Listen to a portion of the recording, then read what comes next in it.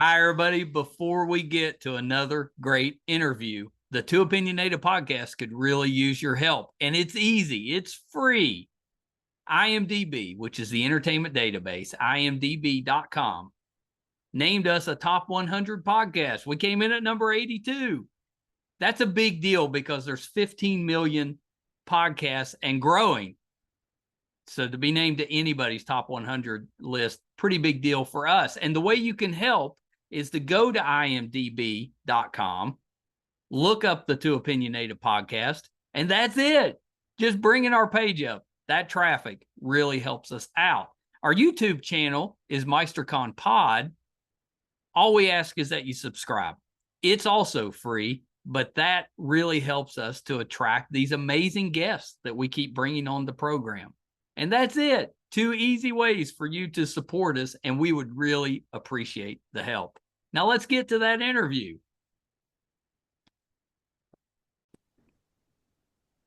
Hi, everybody. Welcome to another edition of Two Opinionated. I'm so excited today. I've got actor, director, producer, Kevin Sizemore with me. So welcome, Kevin. Thanks for having me, man. Thank you so much. I was telling you, I always love having the West Virginia natives. So, Sometimes I this gotta lean accent, in. I gotta make sure you got the whole state on there. Yeah. Yeah, you got the whole state today. It's I get a lot when I started this podcast. A lot of people ask me where I was from. Well, I don't know why. I wonder why. I know. I was like, "What are you talking about?" Man, I don't know what you're talking about. What do you mean, where am I from? You sound funny, not me. I know. What I always tell them is, if you listen to me talking with family, it's worse. Yeah. When I go back and visit my family, I literally come home and I'm talking like this, and there's nothing wrong with it. It's just that's you fall back into your default. Yeah, you get a little bit of a drawl, Yeah. Or if you're very tired. Yes. Yeah. Or if you've ever gotten inebriated. It does get worse when you're drinking. So here's the trifecta. Don't get tired and inebriated and be around family. That's right. Yeah, like the family barbecues out in the sun, bad time. No. Not gonna work. Not a bad time for us, but nobody. No, it's just a horrible time for whoever's with you because they can't understand the words you're saying. That's right. That's exactly right. First time I took my wife back to West Virginia, I was at my grandmother's house, and I don't know if you know where Oakville, West Virginia is. I do, yeah. Well, it's up literally in the holler. Yeah. And we're sitting there having, I don't know, mashed potatoes and biscuits and gravy and the whole 9 yards, whatever was happening. And someone said, hey, we going to And Gina literally looked at me. She goes, I don't know what they're saying. And it's not that it's any, not that they were saying anything wrong. It's just she's never been in that environment. Right. And if you're not in that area, it's like, it's like when you live going to Boston, the way they talk, or you go to New York City. It's just different areas have their different inflections. And you're always so used to your own world that we forget that there's a huge world out there. If someone talks different, that's kind of cool. Oh, it's really cool. Yeah, I've noticed that with the podcast. I talk to people from all over the world. And sometimes you have to concentrate a little bit to follow what they're saying because I'm not used to their dialect or their accent or whatever. But I know they're having to do that with me. So, I take it as it's expanding my horizons a little bit. Yeah, you're sitting there going, man, this guest is so attentive and so nice. No, they just don't know what I'm saying. They're listening. There's a reason it goes so much better when I just shut up. Just shut up and move on. Well, thanks for having me. Let's fire away and see what you got, man. Yeah, well, let's start this way, Kevin. Tell me, you're a long way from Hollywood. How did you get into acting? Why did you want to go into that business? Tough business. Yeah, it is. When I was in high school, unfortunately I did not do drama class. I didn't do theater, but I did stage crew my senior year. It doesn't make any sense. Like, I guess I didn't want to commit to it. Let's be honest. Maybe I just thought I was too cool, or maybe I thought I didn't want to take up all that extra time when I just wanted to get out of school and go do my job and pay for the car payment, whatever it was. But my senior year, I had an opportunity to go audition for a Maxwell House Coffee commercial, and it was nothing more than an extra, a featured extra. Yeah. So I ended up booking it, and when I saw myself on camera and knowing that I booked it and I achieved something from to me was a big deal, Yeah. but at the time was literally, it was nothing. I was thinking, well, maybe this could be fun. Maybe I can do this. Maybe I don't know how I'm going to do it. So I ended up going to a school in Pittsburgh. I thought it was going to be more about acting and stuff, but it was really more about the other side of the camera. So then I Yeah. had to figure out the acting on my own a little bit. And then a friend of a friend of a friend, I ended up staying with them in New York City. And I was up there for about 6 months. I did a few little things. I'm like, I don't know what I'm doing. I'm broke. I don't know what I'm doing. I have no clue where to begin. And my brother, at the same time I moved to Pittsburgh 2 years earlier, my brother moved to South Carolina. So my family lost both of us at the same time within a Yeah. month. So he said, why don't you just come to Greenville? Come to South Carolina, hang out. I'm new. I don't know anyone anyway. And maybe you can start doing some work around here. And I started doing a ton of work. Um, Picked up a lot of co-star gigs, did a lot of theater, tons of theater, industrials, commercials, you name it.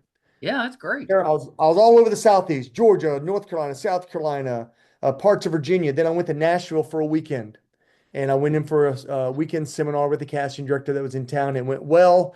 A manager said, "Hey, I'd love for you to stay here in Nashville." And I said, "I don't have a place to live." He said, "Well, why don't you do this? Why don't you give me a week?" And I said, "Okay, I'll give you a week. If you can book me a job or get me a place to stay in a week, I'll stay." So I slept in my car for a week. And she got me a job and a place to stay. And for 6 months, I was in Nashville and did, like the Bellamy Brothers videos and Terry Clark Yeah. and Lisa Brokoff, all these. And then all of a sudden, boom, I book a Toyota job. And that's the one that got me into the Screen Actors Guild. Did very well with that commercial. And I said, okay, Nashville, let's go to Florida. I always wanted to try to go a little bigger. Well, that's right. That had to be a big day though when you got Huge, when huge. you got your SAG card. Well, it was confusing. It wasn't big. Here's why. Hey, Kevin, you booked the job. Great. It pays $500 a day. This is in 1995, maybe. I don't That know. It was sounds decent. yeah, $500 a day. That's great. Thank you so much. But you got to be in the union. Well, what's a union? What do you mean? No, it's part of the Screen Actors Guild. I don't know what that is. Well, it's going to cost you $500. I go, well, hold on. Whoa. I'm not the smartest guy, but I'm also not too stupid. If I make 500 and you're charging 500, that means I get nothing.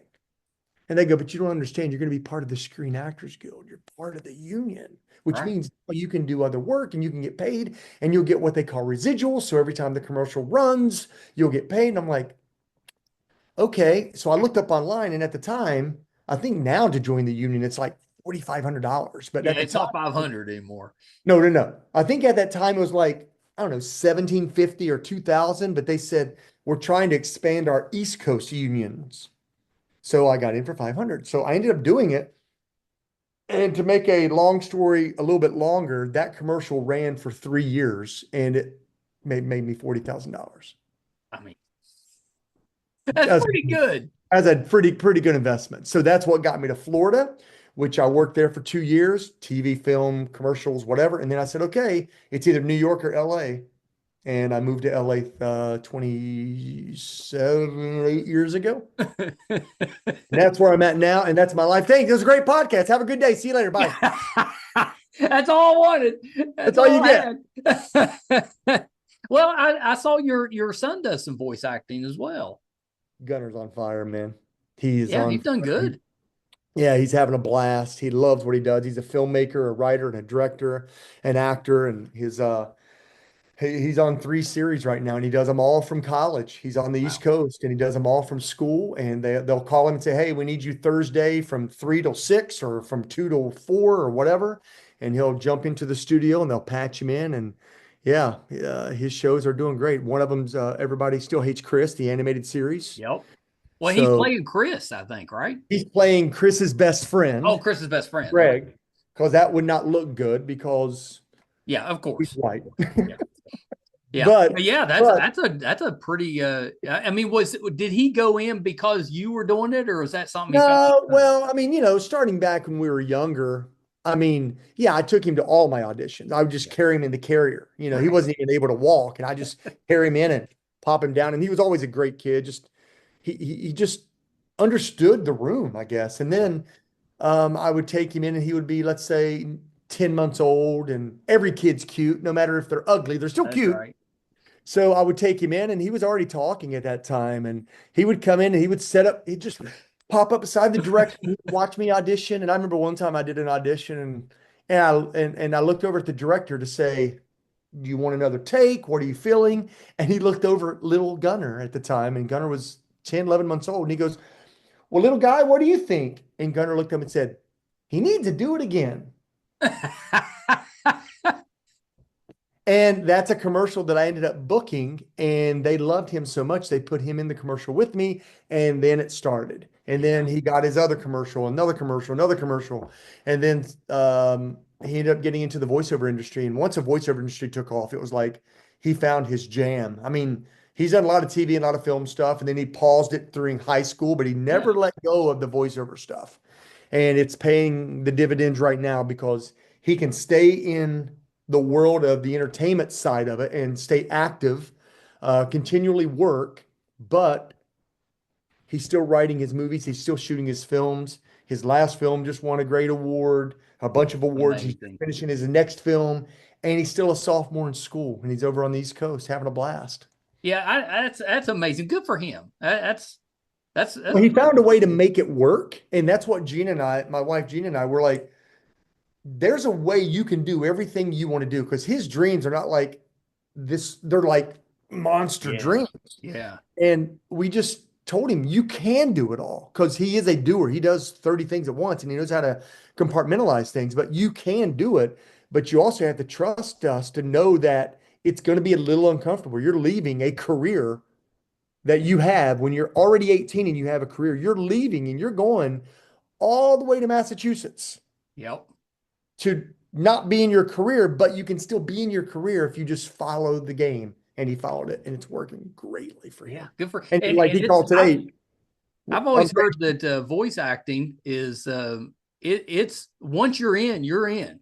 it's a fraternity. Yeah, It's the stunt world. It's, if you're good enough to be in this group, then you know what? Your name gets circulated and your job begets, right? So he's having a blast. He called us today just talking about how much fun he's having at school. I mean, he's having a blast. And that just makes me and Gina as parents just go, wow, he yeah, found of he course. found the school he wanted to be at and he's loving it. So that's great. Yeah. Well, and I know Gina does podcast or did a podcast and does a Yep. pretty good job with it. She's fantastic. She's Yeah. worked hard, and now she's also working in the whole film world with Gunner and myself a little bit. So It's a we family business. it's a family business. Yeah. For 19.99, you can call me up and you can get me or my brother Daryl or my other brother Daryl. So yeah. This is how long I've been watching you and stuff. I'll throw a couple of names out there and you'll know. But now back then I didn't know you were from West Virginia. Um, Matlock, the old one, Yeah, the original. Diagnosis Murder. Oh yeah, the original. Yeah, Diagnosis Murder. I actually shot it less than a quarter of a mile from my house, which is really, really cool. But Matlock, I did in Wilmington, North Carolina. Yeah. But Yeah, that's probably 30 years ago. it was over, golly, yeah. Matlock was probably, 95-ish, 94. Yeah. Yeah, it's 30. Yeah, it's been over 30 years. Dear Lord. Yeah. I know I know the 90s are so weird because I recognize it's been 30 years, but to me, it just seems like it was like yesterday Yeah, because we're old. because we're old. Now, I don't remember the 80s like it was yesterday, because the 80s was my world. I loved growing up in the 80s, Oh, me being too. behind, and because I graduated in 1990. So really, the 90s was like me going, oh, I got to be a grown up, Right. which I'm still trying to figure that out. But in the 80s, I'm like, I can just go do stupid stuff and not get in trouble. This is great. Yeah, So I loved it too. I was an 88 grad. My brother was a 90. My ex-wife was a 90. So yeah, I know that area pretty well. yep. So I had the Hazard movie guys on a few weeks back. Well, Eddie, I'm going to see them all on Today's Thursday. Yeah, Yeah. I'm gonna see them on tomorrow night. We're doing a screening in Los Angeles. Oh, terrific. Yeah, tell them I said hey, because it had Eddie and Alex, Alex, yeah, Davey was on yep, there. yeah. So I yeah, don't tell them think I said Dave's hey. gonna be here, but I think Alex and Eddie we're all gonna be together. Yeah, Oh, that's cool. but that's the second movie I've done with Eddie. Well, I saw the first one was what, Mine Nine? Yeah, that was a blast, Yeah, man. yeah, Wow. that was a good movie. Well, both of them. We Yeah. saw we got to see Hazard here at the Alban Theater in St. Albans Oh, a few good. months back, and it's what a movie. No, it's powerful, and it's interesting because when Eddie asked me to come on board, actually my son actually came on board and did some third camera stuff and Oh BTS yeah, stuff because he was in between coming back from out of the country and he had a week and he's like, I'll come down and shoot some stuff, and then why literally he took not? off to college. But when Eddie asked me to come on board, the vision of the movie was told in two different ways. It was told in the eyes of the people going through the opioid crisis, like how Yeah, they're living it, and it was also told through the perspective lens of the people bringing the drugs into the town and the people which were me, yeah, distributing the drugs. Right. So then once you get into the editing room and he started looking at it, he goes, I have three different stories here and I need to tell one. So, there's a lot of, it's interesting because a lot of actors go, oh man, they cut some of my scenes. right. I'm a bad. No, you got to serve the story. That's right.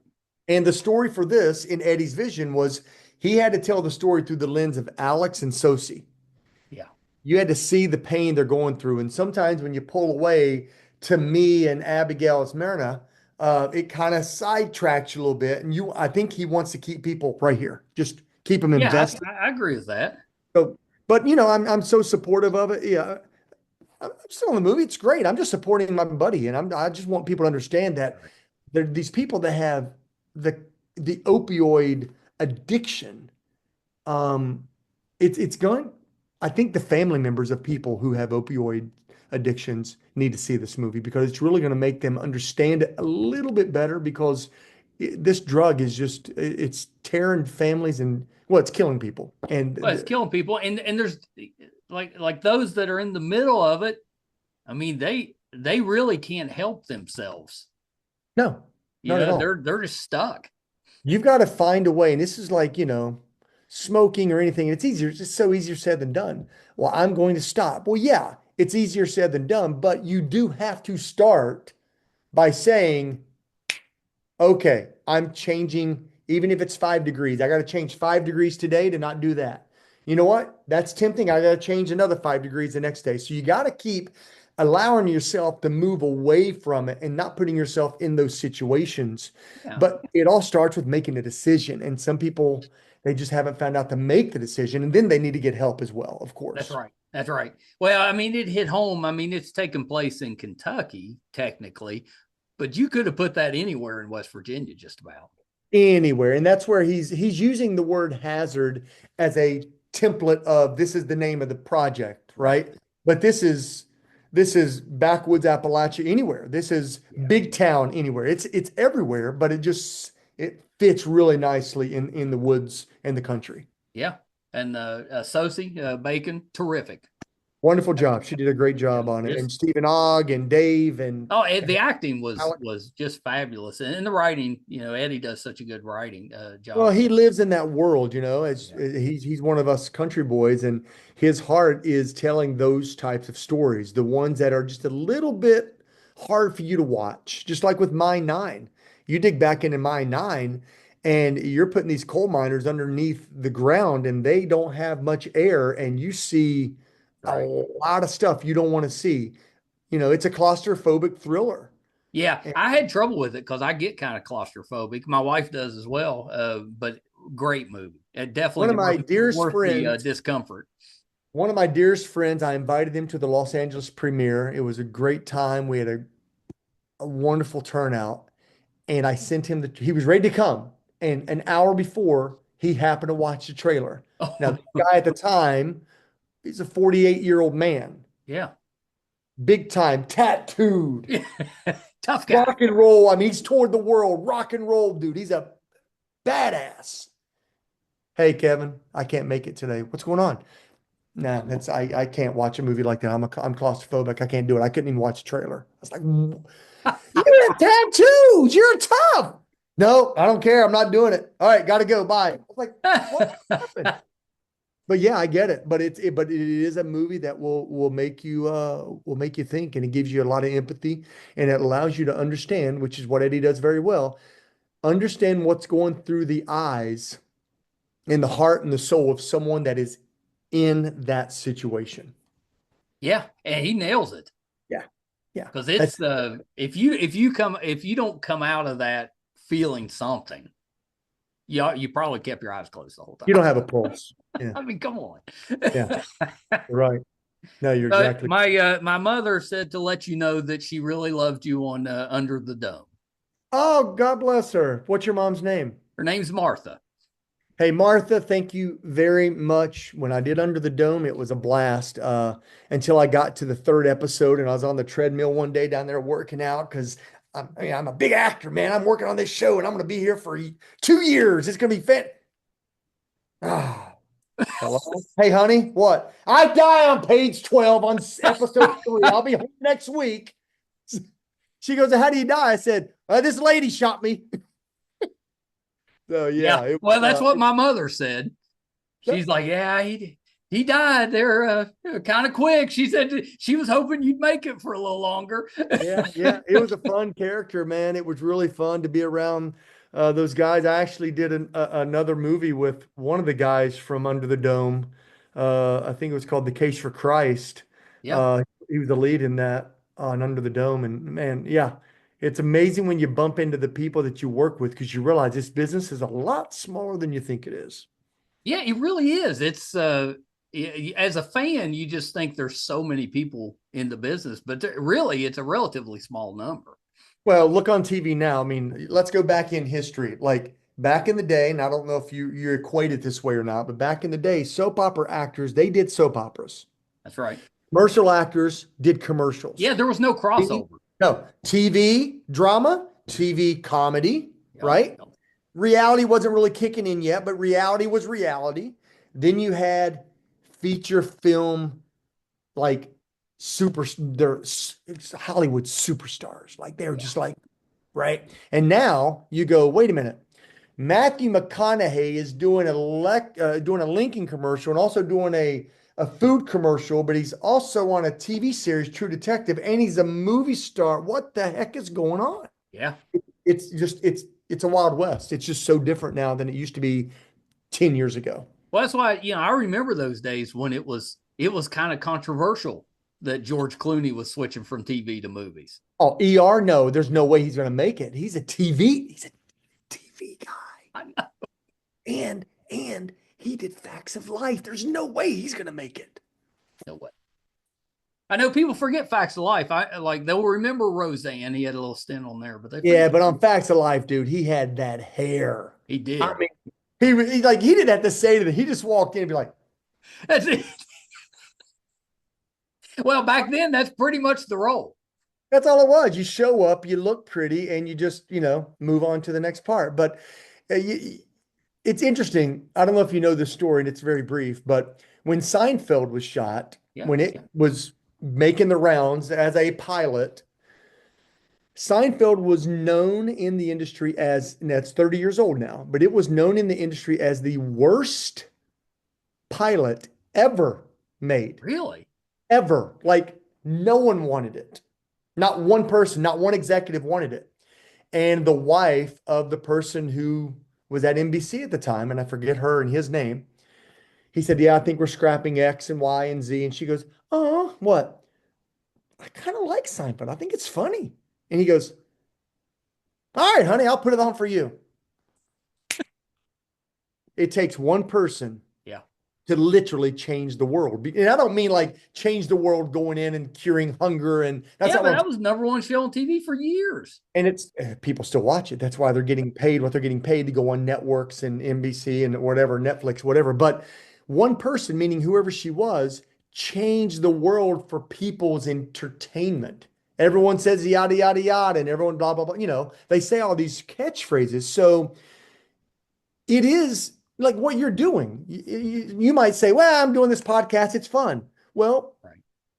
you don't know who's going to listen to this podcast, and you might influence the next podcast. You might influence someone Never to do know. something. You are changing the world. So congrats to you and people in the arts. That's our job. Our job is to somehow connect with that one person who needs it the most. I love that. That's a great way It, to look at it. it could also be that person who literally just wants to have a break and just says, you know what?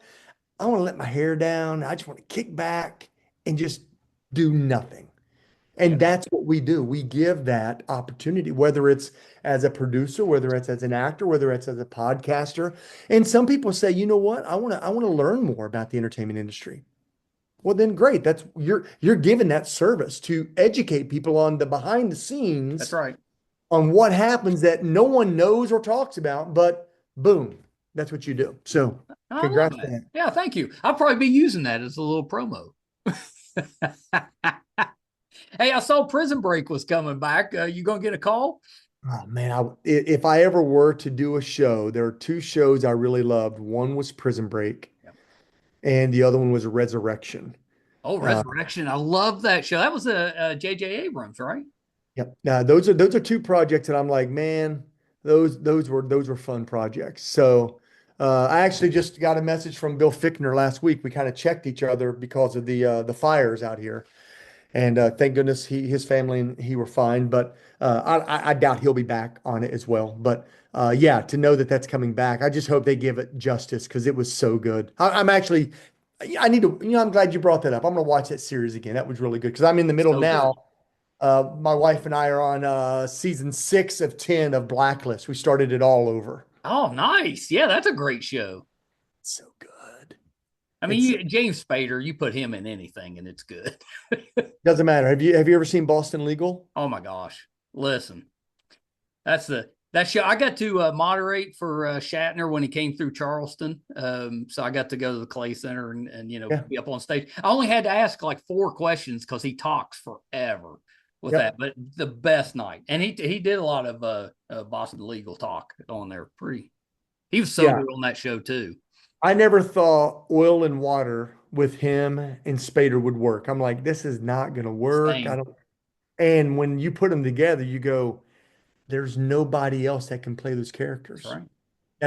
That is perfect casting. Phenomenal. It was a perfect storm. Perfect casting, perfect writing, perfect music. Just it was creative. It was different. It was like when 24 came out, the way they boxed the Yep. cameras. Well, Boston Legal came in with a wah wah, and they'll go the whip pan, and you'd see the city, and then a whip pan on someone's shoes, and then it's like, what are you doing? Yeah. You're doing everything you should not be doing, and I love it. And I know. I love it. Well, 24 was like that. When it came out, like it was stressful immediately. As soon as it came on screen, you were stressed. Yep. Yeah, Yep. yeah. Yeah, I enjoyed you on that one too. You were on several episodes of that. Well, that one was, thank you. That one was it was a lot more intense in person than it was on TV. Really? Oh, Because it was yeah. intense. Yeah, there it was intense in person. My son, we had our Christmas break hiatus, and my son was born January the 9th, and we happened to be off until we had to go back January 9th. Oh, So Gunnar was born, and that night I left to go back to shoot I forgot which one it was, but it was a chopper scene. So we had to actually get up in a helicopter and come down, Kiefer and I, and it was fantastic. that's a Um, pretty good day. it was a yeah, yeah, That's a tough day to beat. yeah, I yeah. think that one's coming back. Really? I think so. I think there's something they're at least talking about maybe doing another version of that. Wow. Yeah, Well, it's good and bad because there are no original ideas anymore. that's right. We've used So them all. yeah, we've kind of used them all. Yeah, you're right. Yeah, Oh yeah. well. Yeah. Oh well. Oh well. Well, Kevin, hey, thanks for taking some time. I was looking forward to talking with you. Didn't disappoint. Oh no, this is great, man. Just it's good to just to hang out and like all we're doing now is I'm going through watching all the movies that we can because the nominations are out. So my wife and I go see them all. We just saw Wicked last night. Um, Yeah, great Just, adaptation. Yeah. yeah, which was fun. Long, but it was fun. And I tell you, when you I didn't see, know it was a part one. That caught me off guard at the end of it. well, yeah, I mean, I was like, what do you mean? How long is this movie? And she goes, 3 hours. I said, oh man, I'm gonna go in with like zero expectations Yep. because I loved what they did on stage, but zero expectations. But um, I unfortunately I did not have. I'm not smart enough to have known much about Cynthia Riva, Yeah. who plays, Elba. I didn't know her work that well. I knew I know she's done everything, Oh, but I yeah. just really watched a lot of her work. And I don't recall a time that I've ever watched an actress and I was so enamored by her gift of being her. I was completely blown away. Um, she actually received an award today called, you ever heard of the Hasty Pudding? You ever heard of that?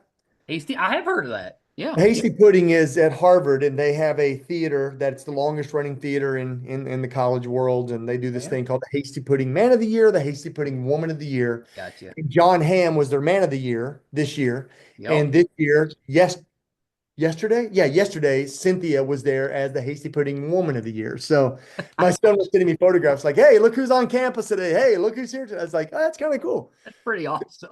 Yeah, so it's pretty cool to be able to see, those types of shows and be able to, see talent that is just, they rehearsed. Yeah. I think, yeah, if I'm not mistaken, Ariana Grande, she said we went to a Q&A with her last night, and she said that she auditioned for that. She prepped for 3 months. Really? Her audition process was literally 3 months, and she's not a nobody, right? No, that's So, right. Yeah, she's talented. and the people that they were doing chemistry reads with, it was down to 2 people to play um, Cynthia's role, Yeah. and neither one of them got it. So she never met Cynthia until they got on set. That's amazing. Yeah, they had a lot of chemistry together. Tons of chemistry. And here's what blew me away. They recorded every bit of their music that they shot in the movie live. They shot it. They didn't can it. Really? No, I assume they canned it. No, they canned it. She's like, you'll hear our voice crack maybe here and there. She goes, that's what's so beautiful about it. It's like it's real. Like they had microphone. And remember Ariana Grande, she had that, she wore pink everywhere, but she had that one outfit, she had 2 straps here, and they I had two remember. little like little things that shined. Yeah. Those are microphones. That's pretty good. Right. And then they had the microphone and the hairpiece, and and they had a boom mic. So if you're over here, you get it. If you're over here, you're wherever you are, they got the audio. And I didn't know that. I don't recall a movie of that magnitude being able to do what they did. Yeah, that's amazing. I mean, I just shot a film near my son in Boston called The Peppermint Twist. It's a Christmas spoof. It's like, everyone thinks, oh, this is gonna be a great Christmas film. You watch, you're like, oh, is this kind of like Bad Santa? Yeah. So Well, I like Bad Santa. I did too, but it's not your. So I remember when we shot The Peppermint Twist, it's like, okay, it's just like every other movie. Quiet on the set. We don't want any music playing. We don't know. But Wicked, hey, let it fly, man. Do whatever you want to do. It's unbelievable. Unbelievable. That's awesome. That's awesome. Well, Kevin, hopefully we'll get to do this in person at some point, but this has been great. Yeah, I'm gonna be back in West Virginia if everything continues to move forward like we hope so. Homer Hickam and I we've teamed up on a what he calls an equal, not a sequel, not a prequel, but an Ooh. equal to October Sky. Oh my gosh. And we've been working on that. It's called December Sky, and hopefully, if we continue to raise the funds like we have been, we're going to be back in West Virginia shooting his story. It's Well, you based on. have to keep me in mind for that. I'd love to have you guys on and talk about it. Oh, that would be great. It's from another one of his 19 bestseller books called The Colwood Way. So if you've never read The Colwood Way, Yeah, I've read several of his books, but I haven't read that one. The Colwood Way, it's a Christmas story, takes Yeah. place over the holidays, and it's what happens before October Sky. Oh, I got to read that. Yeah, you'll enjoy it. Yeah, that's terrific. That's terrific. Anything else you're working on that we can kind of keep an eye out for? Well, I mean, yeah, nothing that's worth talking about because it's not, the Too deal's early. not done. But I just worked on a project called Walk in the Light. it's a story about a blind Indian man who ran a cafe in the Oklahoma City bombings back Oh, in the 90s, right? yeah. So when the bomb happened and blew up, he led out like 12 to 15 people, and he's I was blind. gonna say, and he's blind. He led them out to What a safety. story. And I played Rowdy Baxter, which is one of the characters, but it's an animated piece, and we just got the short film got nominated for an NAACP award, and we'll find out this week if we win something. If nothing Yeah, else, we got nominated. And that's the pretty great. director's name was Priscilla Smith, and she's put her heart and soul into it. And yeah, so it's kind of You cool. stay busy. We're trying to, because yeah, it's called the entertainment business. It's not called the always staying busy Yeah, that's business. right.